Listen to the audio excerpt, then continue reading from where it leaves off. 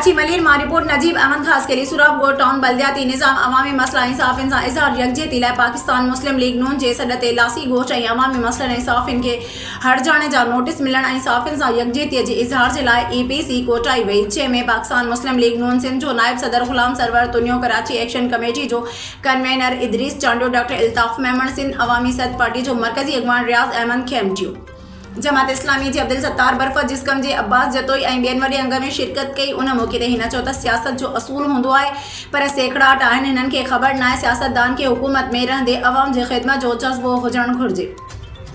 हुकूमती धुर हुजे या हज़ब इख़्तिलाफ़, ॿई धुरियूं अवाम जे मुफ़ादनि खे साम्हूं रखी सियासी किरदार अदा कनि थियूं, पर हिते उन जी उबतड़ थी रहियो आहे। रियासत हिकु माउ वांगुरु आहे जेका पंहिंजे बचनि सां प्यार कंदी आहे, न कि उन नांग वांगुरु जेका पंहिंजे बचनि खे नुक़सान पहुचाए। डॉक्टर इल्ताफ़ मेमण चयो त लाला रहीम पंहिंजे करप्शन लिकाइण लाइ हरजाणे जा नोटिस जारी करे रहियो आहे त जीअं हू अवाम जो पैसो चोरी करे सघे। साफ़िन पारां चइनि हफ़्तनि जे एहतजाज बावजूदि पार्टी क़यादत ज़िले सदर जो नोटिस न वठणु सबबि सवालिया निशान आहे। सुराबगोड़ टाउन में के बि तरक़ियाती कम न थिया आहिनि। लासी गोड़ जे मेन रोड ते एतिरो त गंदो पाणी आहे जो बदबू सबबि उतां गुज़रंदड़ हर माण्हू पंहिंजे नक ते हथ रखी पोइ गुज़रे थो।